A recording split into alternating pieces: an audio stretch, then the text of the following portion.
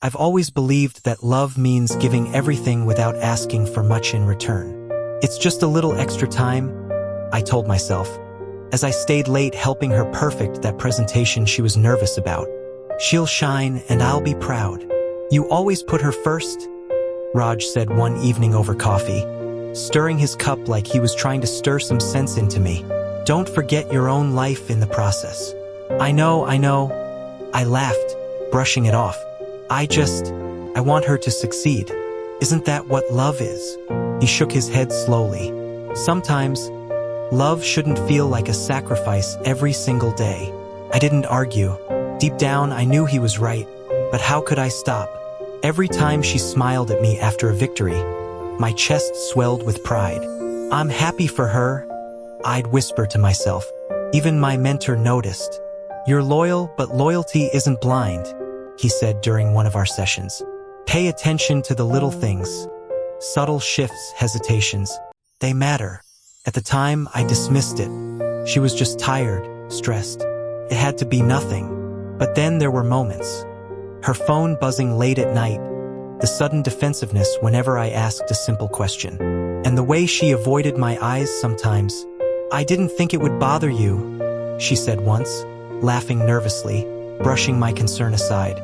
It's nothing, I replied, forcing a smile. I wanted to believe her. I wanted to believe us. But beneath the warmth of our shared laughter, I felt a quiet unease, a seed of doubt that refused to be ignored. I'd sacrificed my mornings, my weekends, my own quiet ambitions for her. And yet, the more I gave, the more I sensed a distance creeping in. Gentle at first, then insistent, like a whisper I couldn't tune out. I looked at her across the room, radiant as always, unaware, or perhaps deliberately blind, to the toll her dreams were quietly taking on me. And I told myself one last time, it's fine, I trust her. I've always trusted her. But deep down, a small, uneasy voice whispered, maybe trusting blindly isn't enough. I never expected the truth to hit me like this. One ordinary evening, I was tidying the office when my eyes landed on her laptop left open. Curiosity flickered, innocent at first, but then I saw it. Emails, contracts, messages, all pointing to the opportunity I'd been working toward for years, handed to someone else. And the sender's name was unmistakable. What they? I whispered, my voice cracking. My hands shook as I scrolled through proof after proof. Every detail burned like acid. Raj's words echoed in my mind. Sometimes, loyalty isn't enough. I'd given everything. Mornings, nights, weekends, sacrifices I didn't even notice. And for what? Are you okay, man? Raj asked later when I finally called him, voice tight with anger. No, I'm not, I admitted, gripping the edge of the table. She took everything. My chance, my trust, my heart. There was silence on the line, then a soft warning. Breathe. Don't do anything rash. Think. I can't just think. I snapped, frustration bubbling. I've been blind, Raj. I worked for her dreams, supported her endlessly, and this is what I get. You didn't see the signs, he said gently. The small things, the little evasions, the late night calls you brushed off. I sank into a chair, head in my hands. It all replayed. The hushed whispers, the sudden defensiveness, the nights I waited for her approval, hoping my loyalty would matter. And now it didn't, not in the way I thought. Even my mentor called later. Pain is sharpest when betrayal comes from someone you trusted completely. But clarity comes after. Clarity? My chest ached at the word. How could anything feel clear when the person I gave my all to had taken it and discarded it like it was nothing? I replay every memory. The nights I stayed up helping her. The mornings I gave up for her dreams. The countless times I silenced my own wants for hers. And now it's all gone. Raj called that evening. You're letting it eat you alive, he said softly. You have to remember you're not defined by what she did. You're stronger than this, even if it doesn't feel like it. I don't feel strong, I admitted, voice barely audible. I feel empty, used, lost. Strength isn't always loud, he reminded me. Sometimes it starts as a quiet thought, a spark, a decision that you'll stand again, no matter how painful it is. I hung up, staring at the ceiling, the words echoing in my mind. A spark. Could I even remember what that felt like? Days blur into each other. Meals taste like ash. Conversations with friends are distant, hollow echoes. And yet, in the quiet, Myra's gaze and Raj's words linger. A tiny seed of something stubborn takes root. A reminder that I'm more than this numbness. For now, it's enough to simply exist, to breathe through the pain, and to remind myself that even in this emptiness, the first flickers of strength are starting to form. And maybe, just maybe, the next step won't be about surviving anymore. It will be about reclaiming what's mine. I stare at the city lights from my apartment window, fingers tapping against the glass, mind spinning. Forgive her? Stay trapped in sorrow? Or fight back? Each option claws at me, impossible to ignore. Thinking too much again? Raj's voice comes from the doorway. He leans casually, though I know he's serious. I can't stop, I admit, rubbing my temples. Part of me wants to forgive, part wants to forget. But another part, it wants her to feel what I felt. He sighs. Revenge feels sweet in the moment, but it rarely heals. Are you ready to live your life? Or just punish her? I don't know, I whisper, staring down at the abandoned gift she left behind. The delicate watch I gave her for her promotion. Dust gathers on its surface, yet I can't throw it away. I pick it up, running my thumb over the engraved initials. I wanted her to succeed, wanted her to be happy. And yet, this. Mira calls later that night. I saw you today. You're quieter, but I think I see something else, too. Purpose. You're on the edge of something. Purpose. I laugh bitterly. After everything, I don't even know if I can trust myself. You'll figure it out, she insists. You're smarter than her. You've always been. Use that. Her words linger, echoing in my mind as I revisit memories we shared. Our first coffee, the little arguments that ended in laughter, the nights I stayed awake making sure her dreams were safe.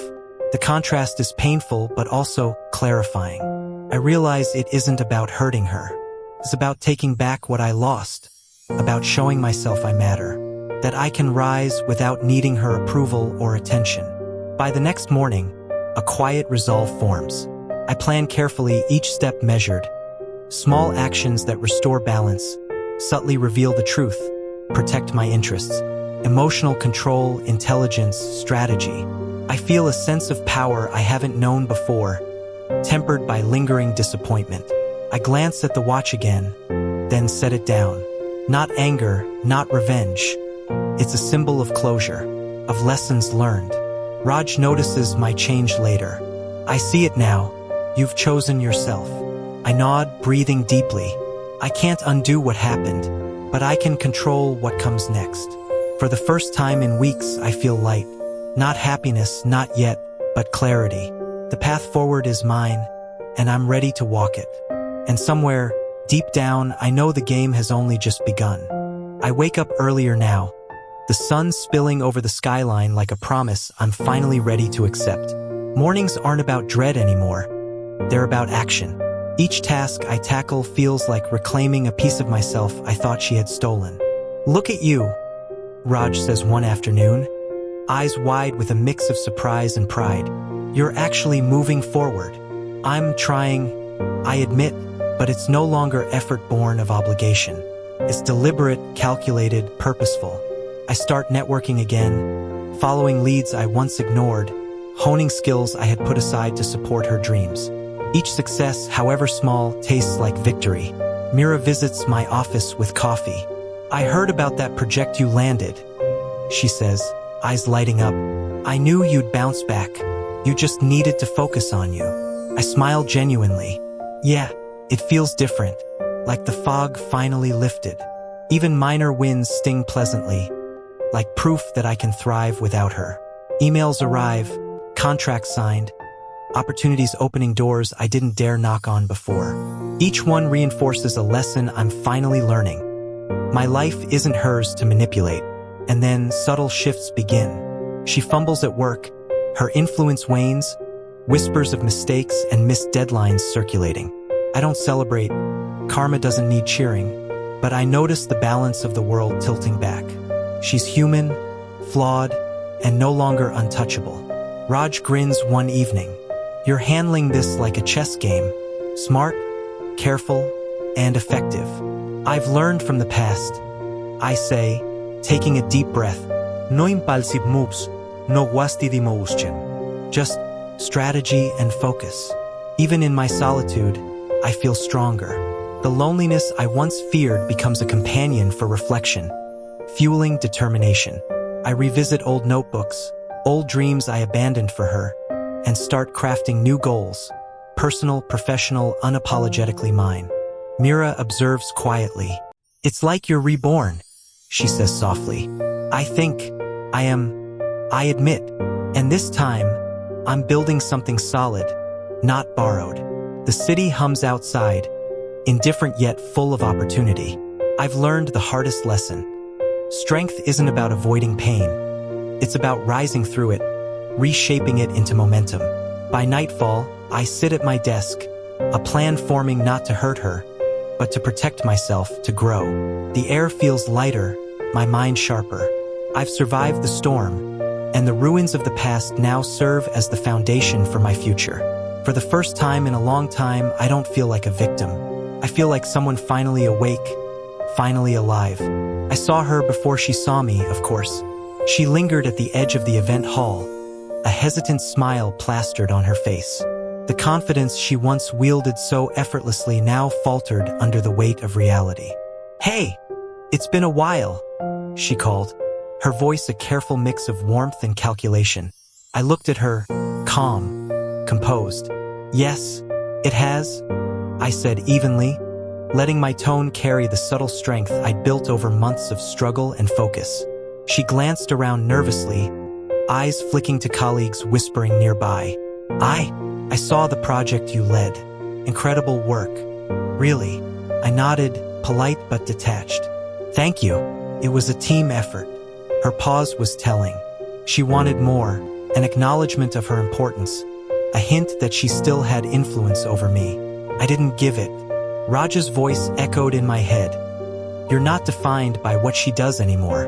She really didn't think I'd bounce back, did she? Mira whispered later, sitting across from me at lunch. I think she thought I'd stay small forever, I said, sipping my coffee. But I don't live in the past anymore. The memory of her taking my chance, the nights I stayed awake for her dreams, the hollow hours of despair, they all resurfaced. But now they were no longer chains. They were reminders. She's trying to reach you, Mira added cautiously, glancing toward the entrance. I watched as she approached, rehearsed lines on her lips, attempting charm, regret, maybe even manipulation. But I felt none of the old pangs, only quiet observation. Listen, I made mistakes, she said, voice trembling slightly. I shouldn't have. I raised a hand gently. I know, and I've already dealt with that in my own way. Her eyes widened. Dealt with it? Yes, I said, serene. By living my life, by becoming stronger, by not needing validation from the past. I saw her comprehension flicker, like sunlight breaking through a cloud. The power dynamic had shifted. She was vulnerable, exposed, and I felt no cruelty, just quiet satisfaction. Justice wasn't mine to mete out. Life was doing it for me. Mira smiled across the table. You've changed. I admitted, thinking of Raj's words of my own journey. Betrayal had taught me patience, self-worth, and resilience. The lessons were hard, but invaluable. As she retreated, pride masked by awkward dignity, I realized something vital. The mirror of regret wasn't mine to wield. It was hers to face. And in that reflection, I found my peace. I leaned back, calm, and finally allowed myself to feel it. Triumph, tempered with melancholy, the quiet victory of a life reclaimed. She was waiting in the quiet hallway, just as I had expected. Her posture tentative, hands twisting the strap of her bag. eyes searching mine for some sign of the old me. We need to talk, she said, voice wavering. I know, I replied calmly, stepping closer but keeping my distance. Calm, collected, everything I wasn't back then. I never meant to hurt you, she tried, words rushing out like a desperate tide. I raised a hand, stopping her mid-sentence. I'm not here to debate intentions.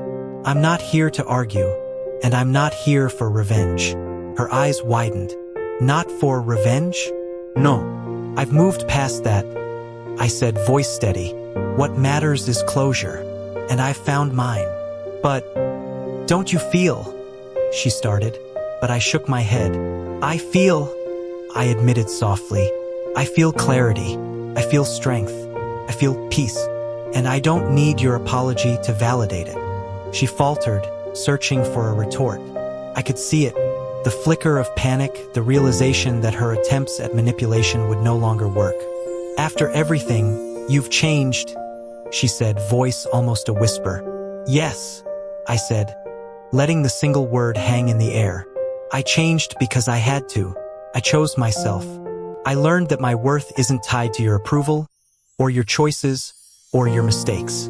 A few steps closer, I glanced past her into the hallway where Mira and Raj waited silently. Their presence was subtle but steady, a quiet acknowledgement of my journey. I thought I could fix things, she admitted, finally honest. You can't fix what I already fixed for myself, I said, and I don't need your validation to feel whole. She looked down, shame and disbelief mixing across her face. The power she once held over me had evaporated. Goodbye, I said simply, stepping past her. No anger, no spite, just a clear path forward.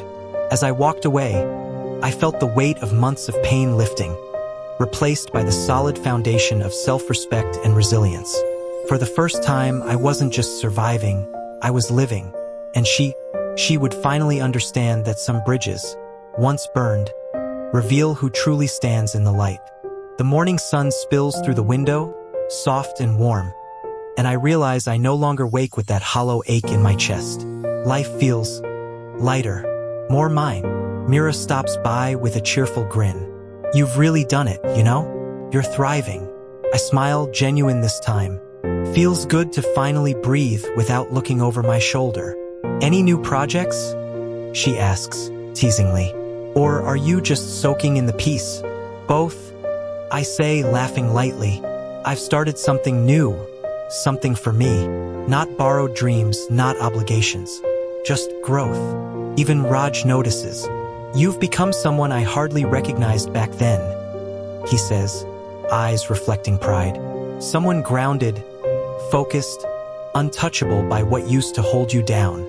I nod, thinking of the months of struggle, the nights of despair, the victories that started small but grew into momentum. And I think of her, how far removed she feels now, no longer an anchor, no longer a shadow haunting my life. She's a memory, a lesson, a reflection of what I refuse to let define me. And that realization brings peace deeper than any triumph or revenge could have. Do you ever think about her? Mira asks gently. Sometimes, I admit, but only as a reminder that loyalty should be given wisely, that strength comes from within, and that betrayal can teach more than comfort ever did. I glance at my workspace, notes organized, ideas taking shape, plans evolving. Opportunities that once felt distant now fall into my hands because I'm present, attentive, ready. Independence tastes sweet. I'm proud of you, Raj says simply, his words quiet but resonant. You turned pain into power, and I'll keep doing it, I reply, thinking of the life ahead. There's possibility now, unshackled and vast.